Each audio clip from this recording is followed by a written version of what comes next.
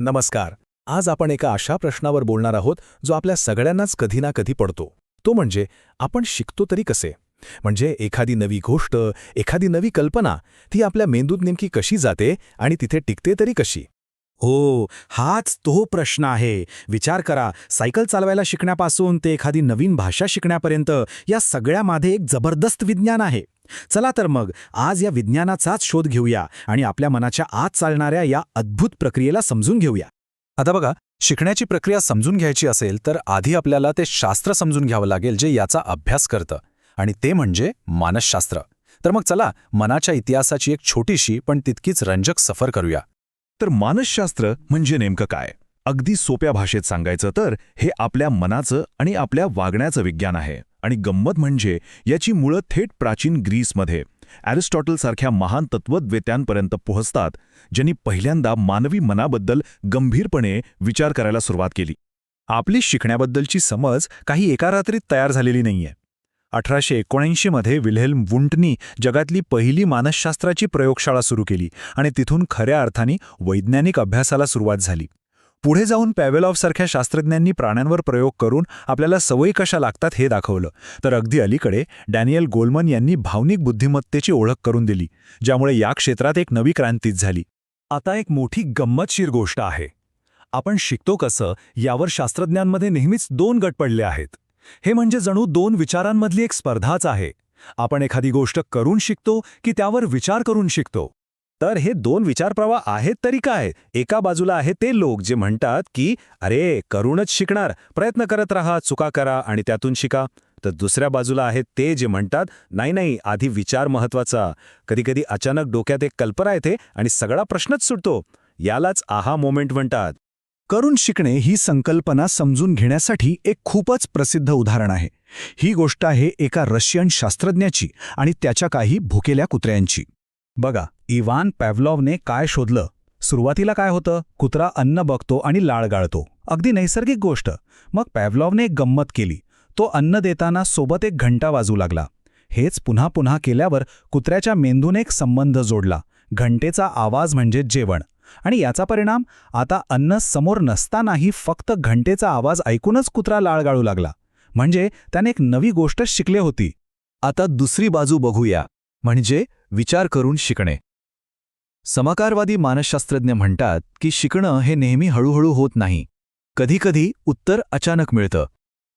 याचं उत्तम उदाहरण म्हणजे सुलतान नावाच्या चिंपांजीचा प्रयोग. सुलतानला पिंजऱ्याबाहेर ठेवलेली केळी हवी होती, पण त्याच्या हातातल्या काठ्या तिथपर्यंत पोहोचत नव्हत्या. बराच वेळ विचार केल्यावर अचानक त्याच्या डोक्यात एक कल्पना आली. त्याने दोन्ही काठ्या एकत्र जोडल्या आणि केळी मिळवली. हाच तो आहा किंवा अंतर्दृष्टीचा क्षण होता. बरं, मग हे शिकणं होतं तरी कसं? म्हणजे आपल्या मेंदूत अशी कोणती हत्यारं आहेत जी आपल्याला मदत करतात? चला, आपल्या सगळ्यांच्याच मनामध्ये असलेल्या या काही महत्त्वाच्या साधनांबद्दल जाणून घेऊया. ही 3 साधनं खूपच महत्त्वाची आहेत, लक्षात ठेवा.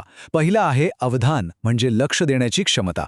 जसं आपण एखाद्या टॉर्चचा प्रकाश झोत एकाच ठिकाणी टाकतो. दुसरं आहे स्मरणशक्ती, म्हणजे आपल्या अनुभवांचं आणि ज्ञानाचं एक फायलिंग कॅबिनेटच जाणू. आणि तिसरं आणि सगळ्यात महत्त्वाचं ते म्हणजे प्रेरणा. हे आपल्या शिकण्याच्या गाडीचं इंजिन आहे. आणि स्मरणशक्तीबद्दल एक अशी गोष्ट आहे जी ऐकून कदाचित धक्का बसेल. एबिंगहॉस नावाच्या मानसशास्त्रज्ञाने शोधून काढलंय की आपण कोणतीही नवीन गोष्ट शिकल्यावर जर तिचा सराव केला नाही तर एका आठवड्यात त्यातली तब्बल 75% माहिती विसरून जातो. म्हणूनच एकदा वाचून सोडून देण्याऐवजी थोड्या थोड्या दिवसांनी उजळणी करणं खूप महत्त्वाचं आहे. आणि प्रेरणा, ती तर त्याहूनही गुंतागुंतीची गोष्ट आहे. अब्राहम मॅस्लो नावाच्या मानसशास्त्रज्ञाने एक सिद्धांत मांडला. तो म्हणतो की आपल्या गरजा एक पिरॅमिडसारख्या आहेत. सगळ्यात खाली आहेत आपल्या शारीरिक गरजा, म्हणजे अन्न, पाणी, झोप. जोपर्यंत ह्या मूलभूत गरजा पूर्ण होत नाहीत तोपर्यंत आपलं मन शिकण्यासारख्या मोठ्या गोष्टींवर लक्ष केंद्रितच करू शकत नाही. साधा आहे, पोटात भूक असेल तर डोकं कसं चालणार? ओके, आतापर्यंत आपण बघितलं की शिकणं कसं होतं. पण एक मिनिट, सगळेच जण सारख्याच पद्धतीने शिकतात का? अजिबात नाही. प्रत्येकाची शिकण्याची पद्धत वेगळी असते. आणि हे कशामुळे होतं? तर आपल्या बुद्धिमत्तेमुळे आणि आपल्या व्यक्तिमत्वामुळे. बुद्धिमत्ता मोजण्याचा एक जुना आणि प्रसिद्ध मार्ग म्हणजे IQ किंवा बुद्ध्यांक. पण इथे एक गोष्ट लक्षात ठेवली पाहिजे की IQ म्हणजे सर्व काही नाही. तो बुद्धिमत्तेचा फक्त एक पैलू मोजतो. आजच्या काळात भावनिक बुद्धिमत्तेसारख्या इतर प्रकारच्या बुद्धिमत्तेलाही तितकंच महत्त्व दिलं जातं. बुद्धिमत्तेसोबतच आपलं व्यक्तिमत्वही खूप महत्त्वाचं ठरतं. प्रसिद्ध मानसशास्त्रज्ञ कार्ल युंग यांनी 2 प्रमुख प्रकार सांगितले, अंतर्मुखी आणि बहिर्मुखी. काही जणांना लायब्ररीत शांत बसून अभ्यास करायला आवडतं, ते झाले अंतर्मुखी. तर काहींना ग्रुपमध्ये चर्चा केल्याशिवाय काहीच समजतच नाही, ते झाले बहिर्मुखी. आपली शैली कोणती आहे हे ओळखणं महत्त्वाचं आहे. तर मग या सगळ्या माहितीला एकत्र जोडून बघूया. आजच्या जगात हुशार असणं म्हणजे फक्त पुस्तकी ज्ञान असणं नव्हे, एक अशी संकल्पना आहे जी आपल्याला अधिक प्रभावीपणे शिकायला मदत करते. ही संकल्पना आहे भावनिक बुद्धिमत्ता किंवा EQ. आणि खरं सांगायचं तर आजच्या काळात ही खूपच महत्त्वाची गोष्ट आहे. याचा अर्थ काय?